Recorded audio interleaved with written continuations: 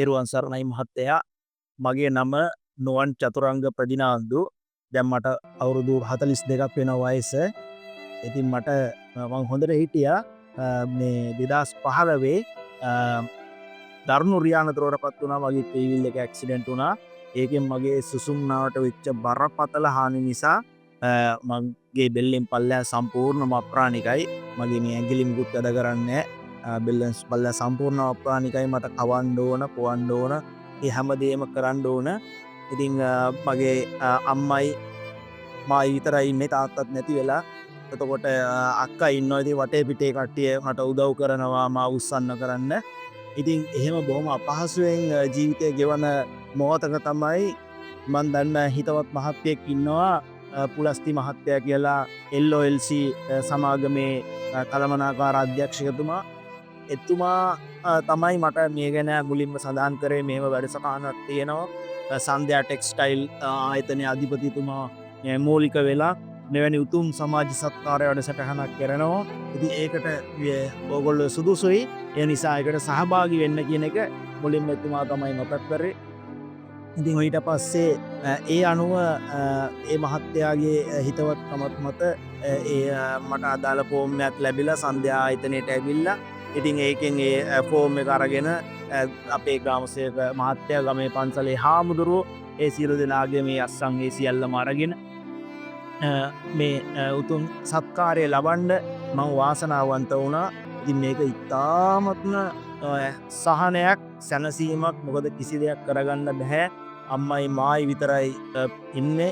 ඉතින් එවැනි තත්ත්වෙක ඉන්න අපිට මේක පුදුමාකාර සහන ශක්තියක්. දැන්ට මං වසර 10ක් වෙනවා ආබාධ තත්ත්වයට පත් වෙලා. ඒතකොට දැනට වසර 3ක ඉඳලා මට වකුගඩු දෙකම මගේ සෞඛ්‍ය වෙලා තියෙනවා. මොකද මේ මගේ මුත්‍රා බට දාලා තියෙන එදා කාලේ ඉඳලම. ඉතින් වෛද්‍යවරු පවසන්නේ මුත්‍රා බට දාලා තියෙන නිසා මට අර මුත්‍රා ආසාදන ඇති වුණා, විස බීජ ගියා. ඉතින් ඒ හේතු මත මගේ වකුගඩු දෙකම අකර්මණ්‍ය තත්ත්වයට පත් වෙමින් යනවා. ඒක වළක්වන්න බෑ කියලා. ඉතින් ඒකට විශාල මුදලක් යනවා, මාසිකව 12000ක වගේ මුදලක් යනවා පෞද්ගලිකව බෙහෙත්. ඉතින් එතකොට මට මාව බලන මේ විශේෂඥ වෛද්‍යතුමා මගේ ගැන කරුණාවෙන් බලලා මට නොමිලේ තමයි එතුමාගේ මේ ඒ වෛද්‍ය උපදෙස් ලබා දෙන්නේ. එතකොට ඒ වගේම මේ සිංහරෝහලෙන් මාව නොමිලේ තමයි ඒ සේවාව ලබා දෙන්නේ. නමුත් මම ඒ අවශ්‍ය පරීක්ෂණ කටයුතු කරගන්න ඕන. ඒ වගේම අදාළ බෙහෙත් ෆාමසියෙන් ලබා ගන්න ඕන. ඉතින් ඒකට විශාල මුදලක් යනවා. ඉතින් මේ ලැබෙන මේ උතුම් සත්කාරය, මේක විශාල පිහිටක්, පිළිසරණක්. මේ පින්වත් අධිපතිතුමා පුදුමාකාර සමාජ සත්කාරයක් කරන්න මේක අතිශෝක්තියෙන් කියන්න අවශ්‍යතාවයක් නෑ කිසිම. මොකද මේක දහන දකින ඕන කෙනෙකුට පේනවා මේ මොකද්ද මේ කරන උතුම් සත්කාරය කියලා.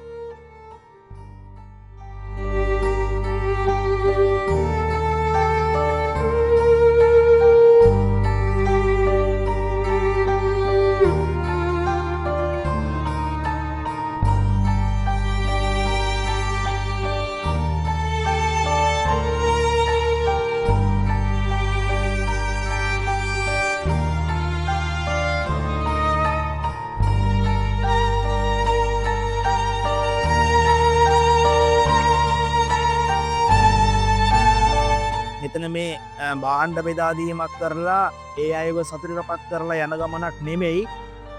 මේ බුදුරජාණන් වහන්සේගේ ශ්‍රී සද්ධර්මය පුළුවන් තරම් මේ මනසට කවන්න, ඒ අයට අවබෝධ කර දෙන්න පුදුමාකාර වෙහෙසක් ගන්නවා, පුදුමාකාර කැපකිරීමක් කරනවා. නැත්තම් මේ බඩු මල්ලක් දීලා මීට වඩා මේ පබ්ලිසිටියක් අරගෙන එහෙම කරගන්න පුළුවන්. මේ තරම් කර්තව්‍යයක් කරන්න ඕනේ, මහන්සි වෙන්න ඕනේ. මේව ධර්ම දේශනා කරන්න අවශ්‍යතාවයක් නැහැ. එතකොට නැත්තම් මේ භාවනා වැඩසටහන් කරවන්න අවශ්‍යතාවයක් නැහැ. එතකොට විශේෂයෙන්ම ගත්තම මේ මට සිහිපත් වුණා අද අපේ අධිපතිතුමා ඒ කටයුතු කරපු ආකාරය. මේ අපේ අනේපුඩි සිටුතුමා කාල එයාගේ සිටු පුතාව මේ ධර්මය අහන්න මසුරන් දීලා, කාවණු දීලා තමයි යව්වේ මේ ධර්මය අවබෝධ කරගන්න. ඒ වගේ අධිපතිතුමා මේ මුදල් ලබා දෙනවා මේ ප්‍රශ්න අහලා. ඉතින් මට සිහිපත් වුණේ මේකයි, මේ ධර්මය අවබෝධ කරගලා දෙන්න එතුමාගේ සහ ඒ කාර්ය මණ්ඩලේ කොයිතරම් මේ උත්සාහයක් දරනවද කියන එක. ඉතින් ඒක බොහොම වටිනවා, බොහොම සත්පුරුෂ ක්‍රියාවක්. ඉතින් ඒකෙන් අපි වගේ අය අපි දැනගන්න ඕන මේ කරන කටයුත්තේ උපරිම ඵල ප්‍රයෝජන ලබා ගන්න මේ බඩු ටික විතරක් කරගන්න එක විතරක් නෙමෙයි. අපිට සසරේ කොහේ හරි වැරද්දක් වෙලා තියෙනවා. ඒ වරද නිවැරදි කරගන්න අපි මේ ධර්ම මාර්ගයට යොමු වෙන්න ඕන කියන එක තමයි මම නිතරම මගේ පැත්තෙන් හිතන්නේ.